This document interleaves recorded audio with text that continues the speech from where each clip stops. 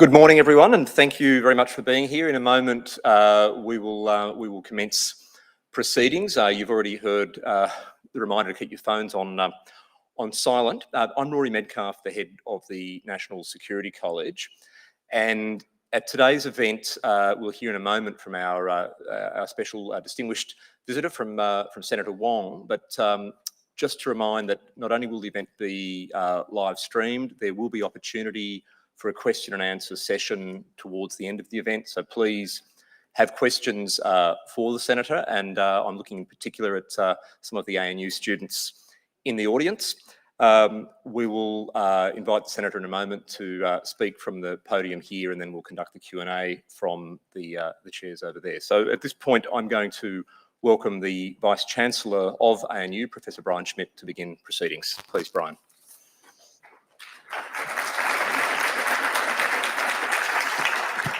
Thank you, Rory, and thank you, ladies and gentlemen, for coming out today. Before we start, I'd like to acknowledge and celebrate the first Australians on whose traditional lands we're meeting today. Pay my respects to elders past and present of the Ngunnawal Ngambri people. Welcome again, everyone, to a timely speech on expanding Australia's power and influence, delivered by Senator the Honourable Penny Wong. And Senator Wong, thank you for making time to join us across the lake. I would also like to welcome our distinguished guests this morning, including colleagues from throughout the Commonwealth Government, ambassadors, high commissioners, members of the diplomatic corps, fellow academics, and of course some of our students as well. The issues we are going to hear about are plainly important. Australia's interests, foreign policy, and national security in a very difficult international environment. Providing a platform for speeches like this is at the very heart of our university's national mission to serve society, underscored in our strategic plan and our compact as indicated in the ANU Act, as Australia's only Commonwealth university. The university is proud of its commitment, evidence-based, nonpartisan, to enhancing the quality of Australia's policy debate across the key issues for the nation's future. And this is very much at the core of work of the National Security College. The college, led by Rory Medcalf, is entrusted by the Commonwealth Government as a strategic joint initiative with ANU to lift capabilities and contest ideas across the national security and policy workforce. Despite the challenges of operating under COVID-19 restrictions, the National Security College has quietly gone on with its core business. It's redesigned its Master of National Security Policy degree, and its constant program of executive education courses are building the skills and knowledge that government agencies tell us that they need and want. The college has done much to support the national conversation on the security challenges of these difficult times. Last year, we hosted Foreign Minister Senator Marise Payne for a major speech, and our National Security Podcast series provides in-depth perspectives from parliamentarians, policymakers, and experts. Meanwhile, in its research, the National Security College's Quad Tech Network series did much to frame the agenda for the Quad Summit at the White House in September.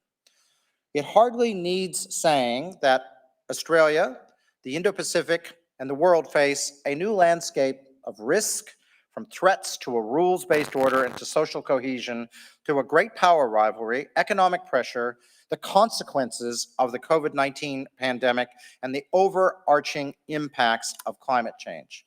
We live in new times. Wherever you stand on these issues, the need for a national conversation is clear. So we look forward to the insights of our guest speaker, Senator the Honourable Penny Wong. Senator Wong is Senator for South Australia, Leader of the Opposition in the Senate, and Shadow Minister for Foreign Affairs. Penny was born in Malaysia, and as an 8-year-old, she moved to Australia with her family, graduated in Law and Arts from the University of Adelaide, and before entering politics, she worked for a union as ministerial advisor in the New South Wales Labor government and as a lawyer. Penny was elected to the Senate in 2001. She was Minister for Climate Change and Water from 2007 to 2010, then Minister for Finance and Deregulation in 2013. I'm very much looking to your speech, Penny, and please all join me in welcoming Senator Penny Wong to take the floor.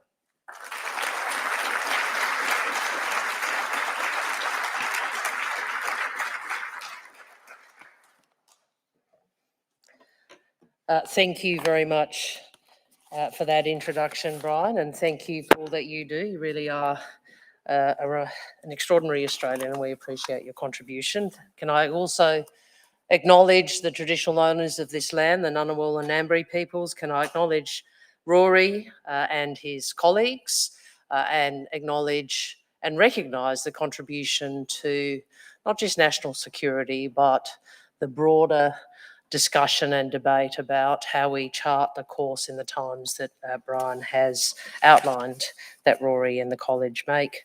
Can I acknowledge the members of the Diplomatic Corps who have been kind enough to attend a speech by a shadow foreign minister. Your courtesy is noted. So the purpose of Australian foreign policy is where I wish to start. The purpose of Australian foreign policy is to advance Australian interests and values, to ensure our security, our economic strength, and to shape the world for the better. We must build the region and the world we want, one that is prosperous, peaceful, and in which sovereignty is respected. We must expand the choices and options available to us to enable management of differences without escalation to conflict. And we should act to generate and preserve global public goods that give form to our values and which benefit all nations, including our own. And to succeed in this, we must expand Australia's power and influence. This has seldom mattered more. We live in a time of great uncertainty. Many of Australia's challenges are without precedent. We haven't known such a vexing convergence of circumstances since the end of the Second World War. Rising nationalism, fraying multilateralism, great power competition, emerging COVID strains, an ever-warming planet, and a more assertive China. We must face this reality. Our region is being reshaped. And this generation of political leaders has a responsibility in this reshaping to protect Australian interests today and in the decades ahead, to assure opportunities for the next generation as good as those created for us by the last. Our interests won't be advanced simply by a series of individual deals and transactions. Rather, the features, the architecture, and the attributes of our region and of the international system itself are being contested. We're in a contest, a race, you might say, for influence. Maximising our influence means we need to use all the tools we have. Military capability matters. And when I say military capability, I mean actual, real capability, not announcements. But we need more than that. We need to deploy all aspects of state power: strategic, diplomatic, social, economic. The expansion of Australia's power and influence is grounded in a growing, resilient economy. So much of our wealth comes from the markets to which we export. But increasing resilience is not just about more diverse markets, as important as that is. The world's demands are changing, and what we offer will need to change with it in order to maintain our economic strength. This is why it is in Australia's interests that we reinforce our economy's resilience by becoming a renewable energy superpower. And it's why we must have a future made in Australia, shoring up our resilience to supply chain failures and other economic shocks. But my focus today is how we need to better understand and better give effect to the role of foreign policy. Foreign policy must work with other elements of state power to succeed. In this, the whole is greater than the sum of the parts. Chief of the Defence Force, General Angus Campbell, has observed that the ADF, as an instrument of hard power, is best at shaping our environment and deterring behaviour that is counter to our interests, when it partners with all the other elements of national power, and in particular with our diplomatic service, our presence on an enduring basis out in the world. It is not a question of separating hard power to deter conflict and soft power to do nice things, because most of the challenges that our region faces fall short of kinetic military conflict. Many of them fall in the grey zone. The example most resonant for Australians will be trade, increasingly a vector for geostrategic competition. Economic coercion and cyber intrusions are being deployed to pursue strategic outcomes and undermine agreed rules. And not far from us, the flouting of norms for exploitation of natural resources, including energy, water, and fish stocks, risks livelihoods and regional stability. These are threats that can't be deterred by military might alone. Indeed, as the CDF says, the best way to confound, to respond, or to undermine those kind of behaviours is to be a force and an influence for cooperation, of capacity building and of common interest in the region. So foreign policy is not merely a stage for photo ops, but a critical tool in delivering our national security. I would also say that it is a disturbingly underutilised tool if we are seeking to promote and protect our interests and values. There are three drivers for expanding our power and influence that will be central to Labor's foreign policy that I want to discuss with you today. The first is projecting modern Australia to the region and the world. The second is fostering genuine partnerships grounded in trust. And the third is enhancing our capability in navigating international relations, including in the grey zone. Foreign policy starts with who we are. And we should understand what we project to the world about who we are is an element of national power. For generations, Australians have been advantaged across all of our international endeavours by a reputation for being straight shooters who pull our weight. That reputation has taken a hit, thanks to recent behaviour by the Prime Minister, a hit the Australian people do not deserve. But beyond that traditional reputation, we should also consider what is the broader story that we are telling the world about today's Australia. How we articulate modern Australia can constrain or amplify our influence, from a business seeking new markets to the promotion of our national interests in a time of geostrategic competition. There is vast untapped power in modern Australia. The world is multicultural, so is Australia, home to the world's oldest continuing cultures. 270 ancestries represented, 1/4 of Australians born overseas, 1/2 of Australians having a parent born overseas. This gives us the capacity to reach into every corner of the world and say we share common ground. It is a natural asset for building alignment that we are not deploying. Conversely, expressing who we are in narrow and exclusionary terms can inhibit the potential for alignment, and it can diminish the cohesion of the Australian community. Recall Tony Abbott's championing of the Anglosphere. Consider how that was received in the region and heard at home. Recall Eric Abetz demanding Chinese Australians denounce the CPC in a Senate hearing, not a demand made of any witness who wasn't Asian. And recall that our Foreign Minister was invited to rebuke Senator Abetz, but despite her responsibility to protect Australia to the region, she declined to show any such leadership. Narratives matter, as do perceptions. As we strive for maximum influence, we need to understand this, and we need to understand how our past attitudes and policy on race can provide others with the opportunity to promote narratives that limit our influence. We can counter that in part by articulating who we are, our place, and our shared stake in the region. And that includes placing the experiences of First Nations peoples, this land's first diplomats, at the heart of our diplomacy. Drawing on our vibrant multiculturalism, we can ground a narrative which enables the possibilities of greater alignment with others. And we can also strengthen our social cohesion, which is in itself the foundation of our sovereignty. We can express our values and demonstrate our interests. And we need to seize this advantage to tap into the power of modern Australia, to create common ground and to give us greater space to engage and to build alignment.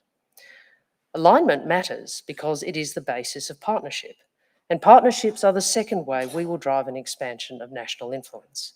As a substantial power but not a superpower, it has always been critical for Australia to work with others to achieve our aims. And given the proliferation of challenges we face and the dynamics of great power competition, that need just keeps growing. Creative middle power diplomacy is what Australia used to be known for, because partnerships multiply our influence. But a partnership isn't just a vehicle for a grip and grin photo op staged before a stockade of flags, nor is it simply a transaction. Durable and effective partnerships demand an alignment of interests. The more aligned, the more powerful. But a few key things about alignment. It isn't a static concept. It needs work to generate, to sustain, and to develop. Australia needs stronger partnerships in the region if we are to shape it in our interests. And these should be based on alignment enabled by First, a deep and detailed understanding of others' perspectives and interests. Second, a compelling articulation of what is or what can be shared. Third, identifying and creating opportunities for collaboration. And fourth, demonstrating authenticity and trustworthiness. It is now beyond doubt that authenticity and trustworthiness are not qualities that are possessed by Mr. Morrison. But notwithstanding that, it's clear the partnerships that need the most work are in our region.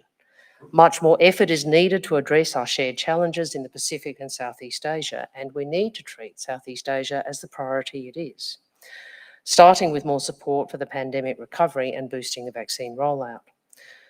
The Prime Minister's announcement of 60 million vaccines by the end of 2022 is a start, but clearly won't be enough to ensure full coverage and boosters for those who need it, or to strengthen frontline health systems in the Pacific and Southeast Asia.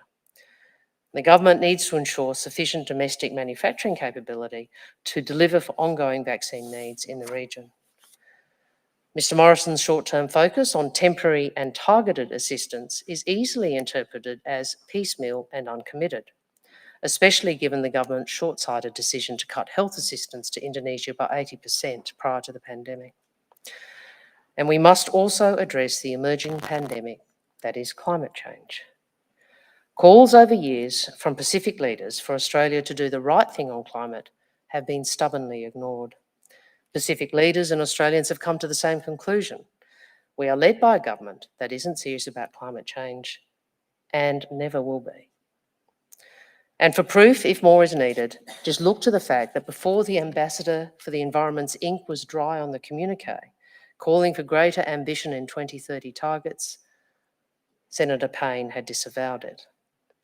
As Julie Bishop said on Friday, this unreliable behaviour gives rise to a lack of trust in our diplomatic efforts, and, she went on to say, our reputation is absolutely vital for broader national interest. It's clear that a credible Pacific step-up will only happen under an Albanese Labor government, a government that recognises the existential, national security and economic threat climate change presents to all, particularly our Pacific friends. And Labor understands this is essential to being a trusted partner of choice, to match our strategic ambitions and to build the region we want. One that is prosperous, stable, and in which sovereignty is respected.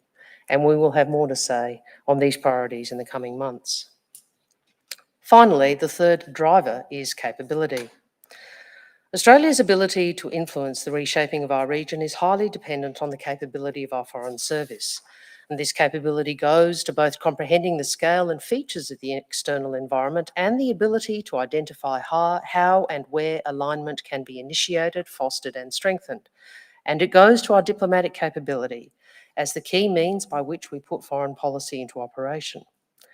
Our Foreign Service has many talented and skilled people, but they have been hampered by a lack of leadership, degraded resources, and a lack of clarity as to how they are expected to deliver for Australia in these changing times.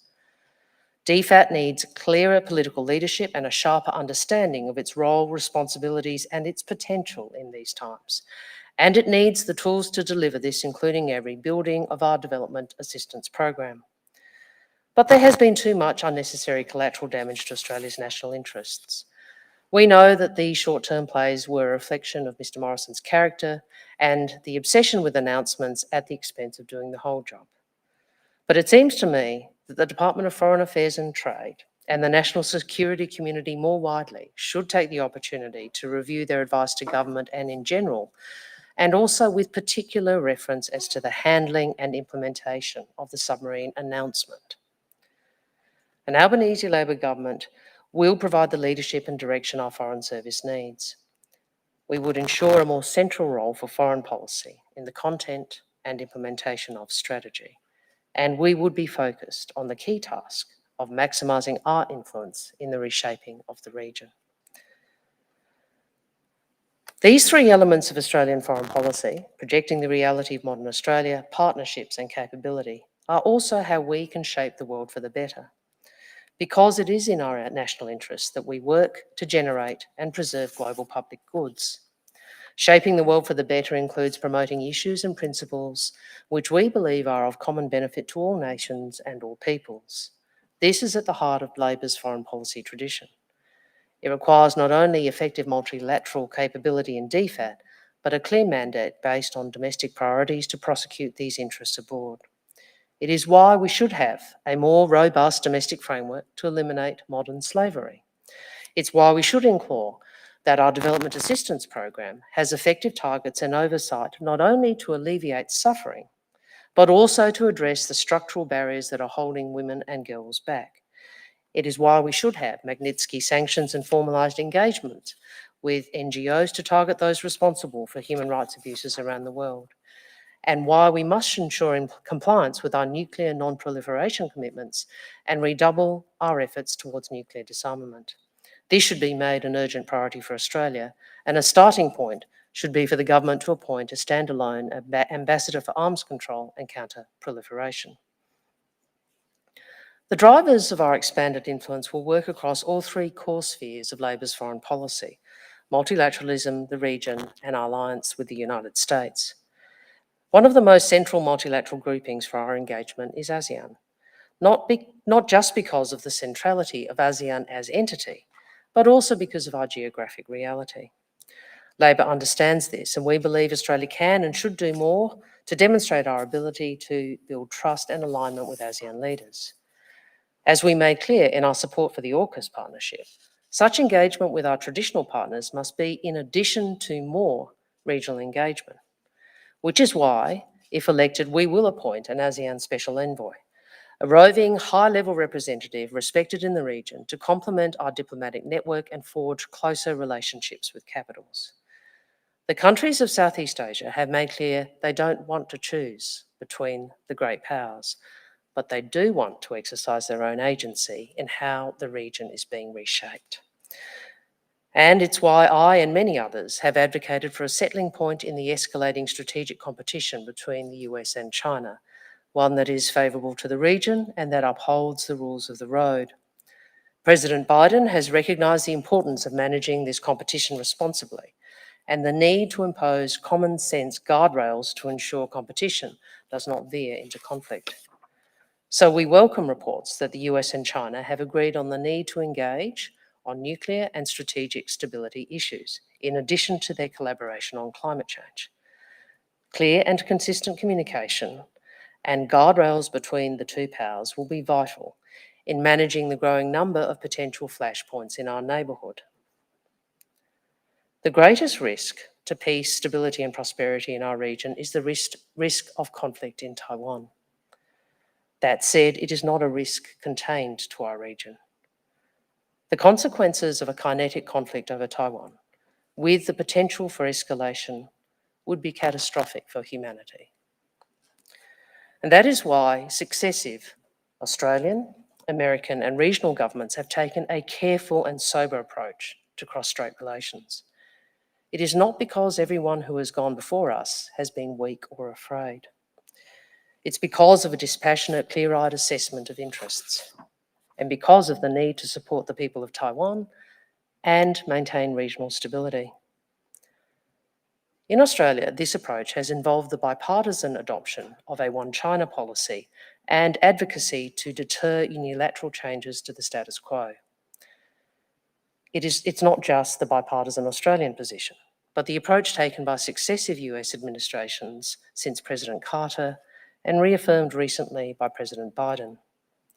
Republic and Democratic administrations have also taken a deliberate position of strategic ambiguity in relation to Taiwan. In maintaining this position of strategic ambiguity, the US declines to declare a definitive position on military conflict, including whether to join a war if one was started by others. And as a US ally, Australia has taken a position consistent with theirs. And this strategy has rightly been adopted as the path most capable of averting conflict and enabling the region to live in peace and prosperity.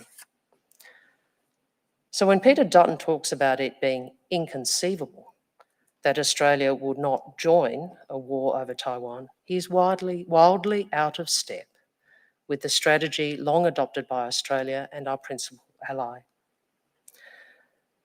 Surely the real question is not, as he suggests, whether we declare our intentions, but why the Defence Minister is amping up war rather than working to maintain long-standing policy to preserve the status quo, as advocated by the Taiwanese leader, Tsai Ing-wen. Mr. Dutton knows exactly what he is doing by using words like inconceivable in the same conflict. Mr. Dutton knows exactly what he is doing by using words like inconceivable in the same context as the threat of conflict, and after his former secretary declared the drums of war were beating. And it is notable that Mr. Morrison has not used the same febrile language, sticking more closely to Australia's traditional position. This is the same duplicitous game we see from the Morrison-Joyce government in a range of areas, as with climate change. When Mr. Morrison makes empty promises to sound like he cares, while Barnaby Joyce tells you what they really think. And here we have the same dynamic between Mr. Morrison and Mr. Dutton. But in this case, they play political games on something so grave as whether they commit Australia to war against a superpower. It has been widely reported that the Morrison government want to make national security a focus of the coming election. Amping up the prospect of war against a superpower is the most dangerous election tactic in Australian history. It is a tactic employed by irresponsible politicians who are desperate to hang on to power at any cost. And as the Lowy Institute's Natasha Kassam has pointed out, the PRC's narrative has long been that the only options available to Taiwan are unification or war. So Mr. Dutton does Australians and Taiwanese no favours by amplifying Beijing's fatalism. This is the worst in a litany of cases of the Morrison-Joyce government seeking to use foreign policy and national security for political advantage. One of the most shameless examples is when Mr. Morrison was asked a question about the French president calling him a liar. And he proved the point by telling a new lie, fabricating that the Labor leader, I'm going to quote this, the Labor leader backed in the Chinese government and a number of others by having a crack at me as well. It is true China has changed and our relationship has become harder to manage. But desperately playing politics on China whenever he is in trouble does nothing to strengthen Mr. Morrison's authority with Australians or with Beijing. The underlying point, though, is that there is now an overwhelming body of evidence to show that Mr. Morrison's base instinct is always to lie and blame others. He lies about being at the front of the queue, about being in Hawaii during the bushfires, about electric vehicles and about vaccine mandates. He lies about the mistakes he makes, like describing Australia's position on Taiwan as one country, two systems. He lies about others, like Anthony Albanese and even the French president, and then he tells new lies to deny his old lies. He has rendered his own word worthless, and Australians can no longer believe a word he says. And neither can world leaders, who will never trust him again after he leaked private text messages, which in fact proved that President Macron did not know what was coming, exposing another lie. Mr. Morrison does not have the character to be the custodian of Australian interests in the world, and when he lies, Australia loses. Australia's leaders should take the world as it is and seek to shape it for the better. It's what we need now as much as we have ever needed it. And to expand Australia's power and influence, we need to set political interests aside from our national interests. We need to look beyond the news of the day. We need to focus on more than announcements. We need to do the whole job. We need foresight. We need to bring all the aspects of our statecraft together to protect and to advance our interests. We need to improve our performance across the whole range of capabilities required to shape outcomes in the world, including our effectiveness in navigating the grey zone. We need genuine partnerships grounded in trust. And we need to reach into the vast, untapped power of our people and project a confident, unified, modern Australia to the modern world. Thank you very much.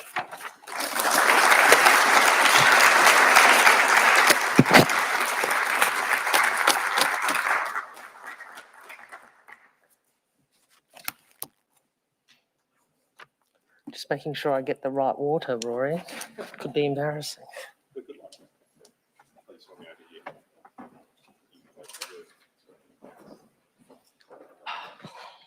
Oops.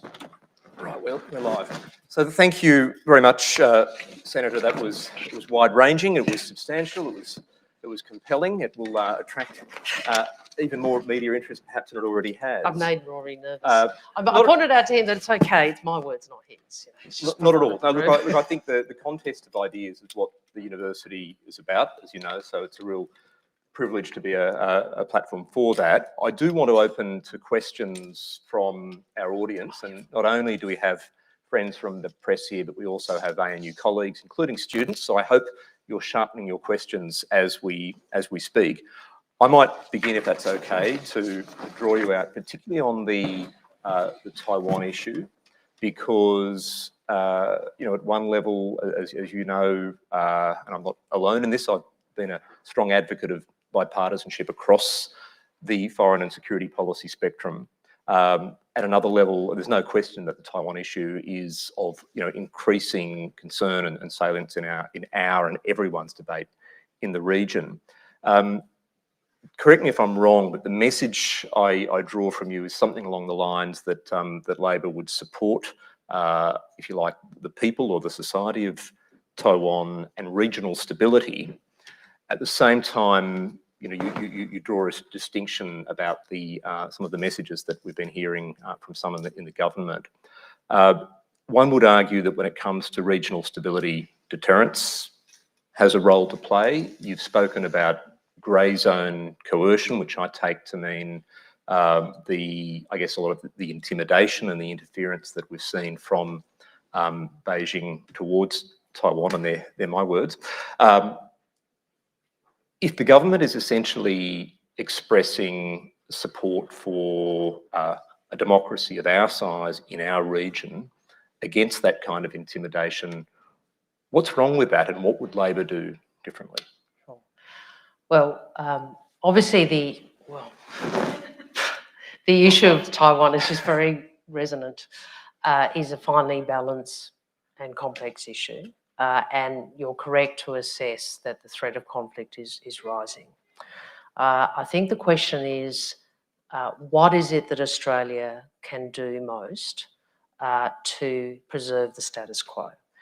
You use the word deterrence, which is a word that focuses very much on a sort of military deterrence. The point I'm making is that if you look at the history of a finely balanced position that different parties associated with the issue in the Taiwan Straits has taken, whether it's US administrations, Australia, or the Taiwanese, and Beijing, I'm making my point is that our job is really to ensure that we create the disincentive collectively for conflict and continue to create as many incentives as possible for peace.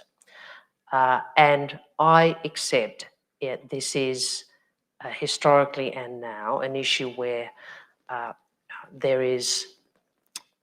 governments have recognised the downside of the sort of binary way Mr. Dutton is construing it. I'm making a point that I do not believe, particularly given the US position, that is the way in which we are most likely to create that incentive for the status quo. And that is what we have to do. And I make a point about the region, actually. I mean, a thing we need to recall that countries in the region may have different views about aspects of US-China competition. But the countries in the region do not want conflict.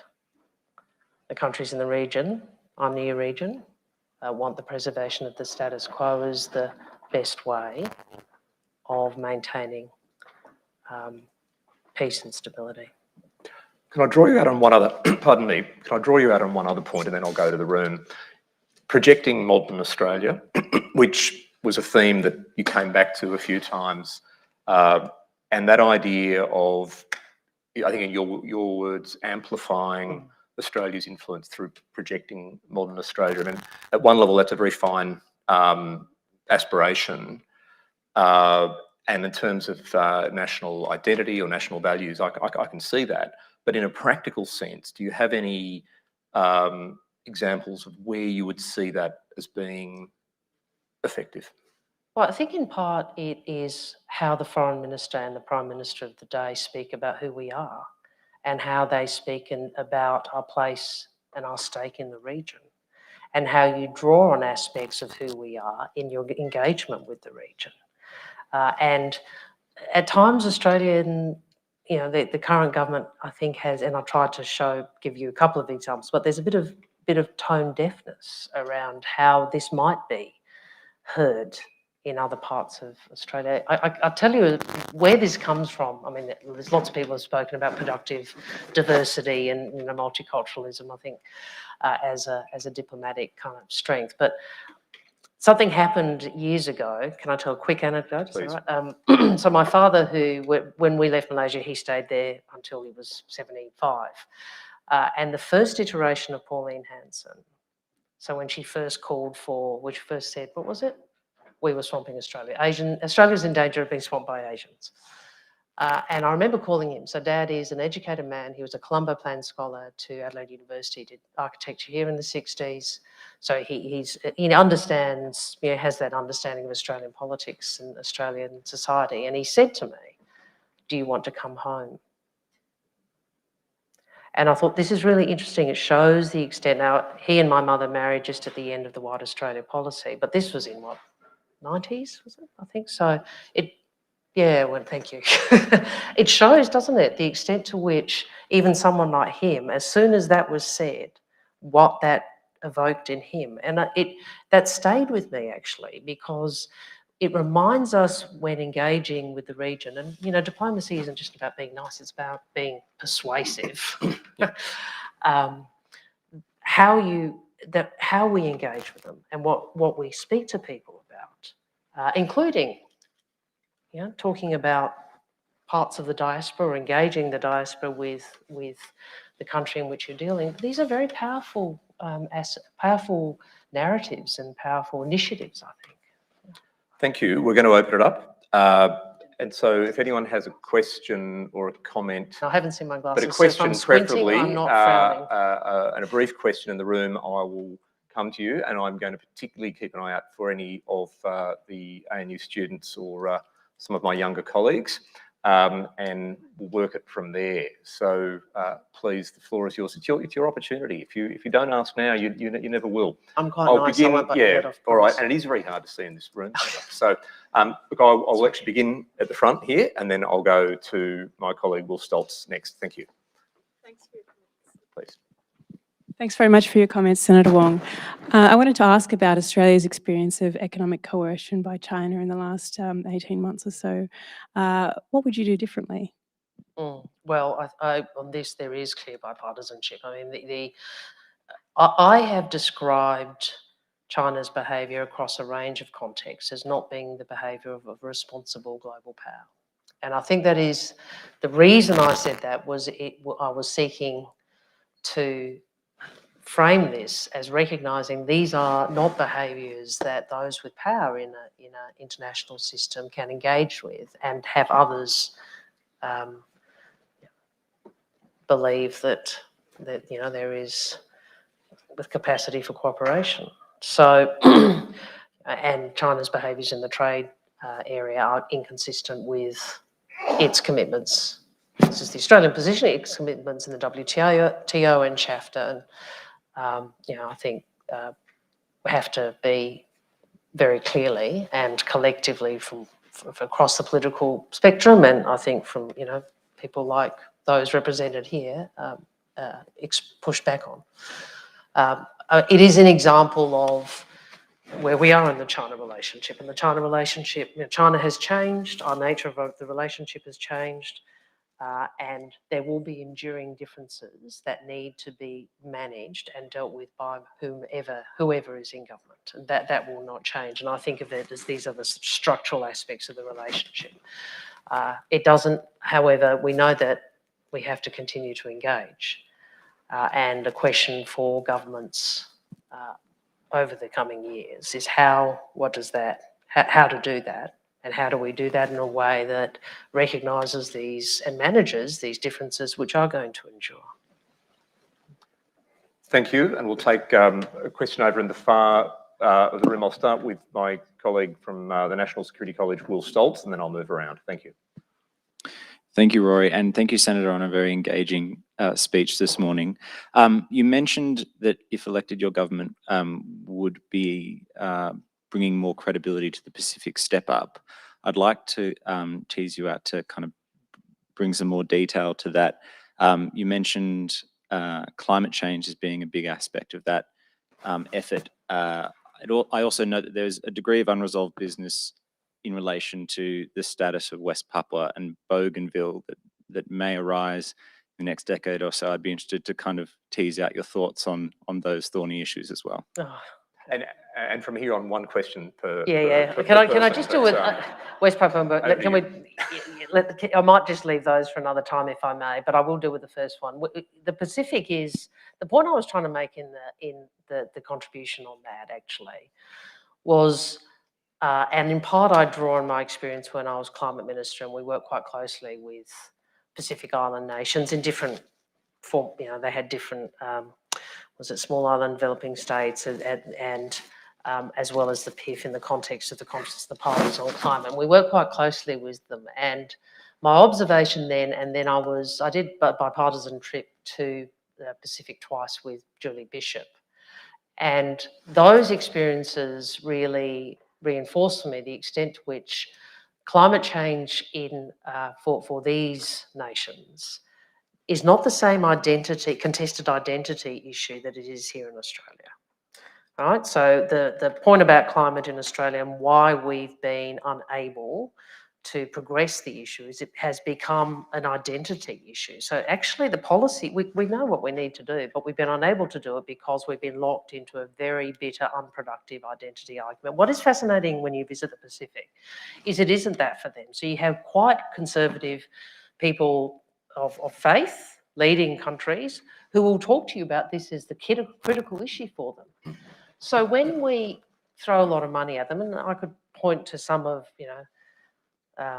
Bainimarama's comments or Anote Tong's comments, etc. But when we just say, hey, here's all this money and we're going to work with you, but we fundamentally don't listen and understand that for them this is a present existential economic national security risk that they are managing and seeking to manage, and how difficult that is for them.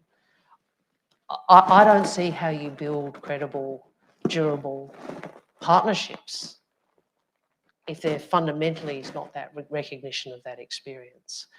Now, we will have more to say about this, and I'm very privileged to have Pat Conroy working with me, who is a very, very good policy person on the Pacific, and we'll say more about specifically Pacific and ODA. But I do think it is, if you do not have a government that actually is prepared to act on climate in its domestic policy, I don't see how you can actually deal with the Pacific on the basis of what they identify as their priorities. Thank you. We're going to take 3 more questions in quick succession, because I know if I do that, then you won't dare dodge the hard ones. You'll take them all, but it also gives more of our colleagues. It'll give more of our colleagues. Taiwan and China. We'll give more of our colleagues. I am kidding. It'll give more of our colleagues to say. So I'm actually going to go to Genevieve Bell, who I saw earlier, and then Ingrid in the far corner. Genevieve, please.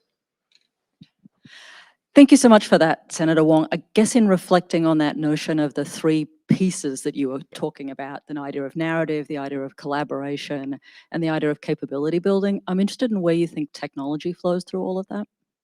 And Ingrid Lennon. Thank you, Rory, and thank you, Senator Wong, for today's presentation. I had a question about the art of statecraft. In particular, a lot of the challenges that Australia faces are much more than foreign policy challenges. A lot of it relates to what you spoke on, diversifying not only our trading partners, but what we offer, championing the diversity of modern Australia, as well as adopting renewable energy sources. But at the same time, by virtue of our democracy, our leaders are beholden to short-term priorities, bureaucratic and political forces. So how would a Labor government practice the art of statecraft and achieve and address some of the domestic socio-economic reforms that underpin foreign policy challenges? Thank you. Thank you. And then final question, I think John Blaxland down the front was waiting a while, so we'll give you the last question, John, because it gives you a smorgasbord, Senator. Yeah, thanks very much, Rory and Senator Wong. You didn't touch on at all on the Quad or Indonesia. I just wondering. Or the Indo-Pacific, I realised partway through the speech. Yeah, I just would wondering. usually make sure I actually say it because Rory's here. Otherwise I get a black mark. So I'm just wondering how they weigh in your mind. How do India, Oh, sorry, the Quad and what was the last one? Indonesia? Oh, So India, Japan, Indonesia. So, all right, there's three very good questions, if I may say. The first one was technology, the role of technology, and I'm glad you actually heard what I said about the three bits. I was like, oh, thank you for hearing that. Hello? Yep, okay. I see technology as particularly, okay, I'm cutting out, speaking of technology. We're back. I see technology as relevant to... We're not back. There's a very ironic. There you go. We scripted that. I see technology as relevant, particularly to the second two, so the nature of partnerships and also capability. Obviously, so for example, obviously, in terms of cyber, we could do more there. In terms of collaboration, I think AUKUS is a good example of deeper formalising the deep technical and technological cooperation we have with the UK and the US. So I see technology as a domain in which all three of those, but particularly the second two, can be expanded. Are we getting... Do I have to keep shouting? No. Secondly, statecraft. I actually was trying to talk about statecraft. Maybe I should have made that clear. I think I only used the word a couple of times because other than people who study international relations, it's not a term that most people understand. But what I was actually trying to lay out was essentially a proposition around competent state and effective statecraft, which is how do you utilise all aspects of national power. And I think there's a paragraph where I talk about military economic, strategic, economic, social, something else, can't remember. Because my point is that sometimes the discussion becomes very narrow.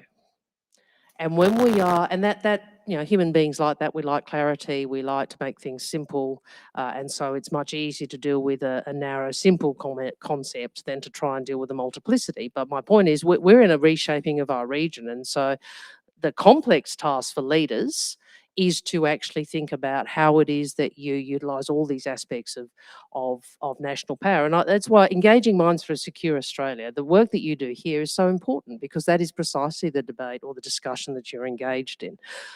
John, there was nothing, I've given speeches and written op-eds about the Quad, and I've talked a lot about Indonesia. Really, it was just that I wanted in this speech, so there were lots of things I could have spoken about, and I will, but I wanted in this speech to really try and get a stronger sense of the place of foreign policy in the operation of statecraft, because I think it is important for us to think a little more laterally about how we engage, how we engage in the reshaping of our region, how we amplify our power and influence to that end.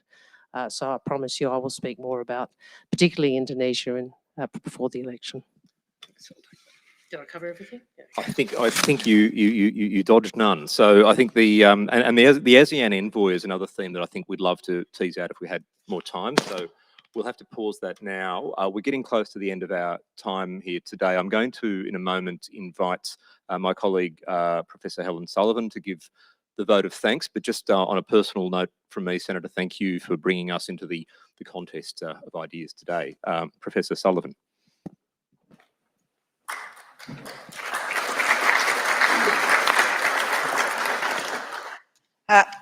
Yes, as Rory says, my name's Helen Sullivan, and I have the great privilege to be the Dean of College of Asia and the Pacific. Thank you, Senator Wong, for those very substantial remarks outlining your perspective on the challenges faced by Australia, our region, and the world in achieving a secure, stable, and sustainable future. And importantly, sharing your framework for understanding foreign policy, including in terms of national security and Australia's national interests and the potential policy directions that result. Your articulation of foreign policy as necessarily engaged with issues and ideas that cross government portfolios, including economic policy, climate policy, and social cohesion, is ambitious. And your assessment of the corresponding need for the appropriate Australian capability and collaboration with others in our region reminds us of the significant challenges inherent in addressing complex contemporary issues. These are challenges that we too at the Australian National University are committed to addressing. Part of our mission is to increase knowledge and understanding about the complex nature of our region and Australia's place in the world, which is so central to the work of the College of Asia and the Pacific. The Vice-Chancellor has already noted the role that ANU, and in particular the National Security College, plays as a platform for a quality national conversation on security issues and other big policy challenges of our time. I would also emphasize the role of our research and teaching in ensuring that the next generation of policymakers, some of whom are in this room, and citizens in general, bring an informed awareness to problems that defy single academic disciplines or the short span of our electoral cycles. In the College of Asia and the Pacific, we aim to do this by supporting serious scholarship and its translation into impact.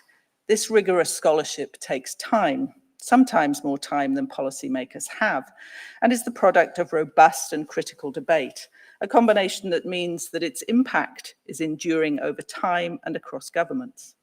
Our education offerings bring students together from across the region and indeed the world, and equip them with the knowledge and skills to navigate pathways to a better future for all of us.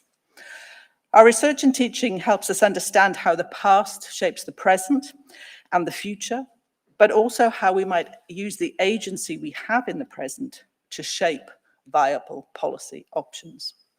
And I'd just like to reference here how proud I am of the remarkable work of the ANU in general and CAP in particular in supporting the discussions at COP26. We sent to COP26 to Glasgow one of our finest Indigenous scholars, a Pacific scholar and a legal scholar, two of whom were involved in the negotiations of loss and damage, and their ability to both represent the ANU but also to represent Pacific Islands, I think speaks incredibly highly of the scholarship and the focus on impact that we have here.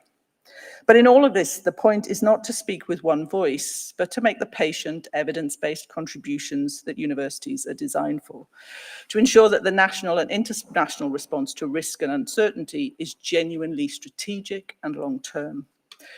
Threats to security, prosperity, social cohesion, and environmental sustainability cannot be addressed in isolation, and what we have heard today reinforces that foundation for policy. So please join me in thanking Senator Penny Wong.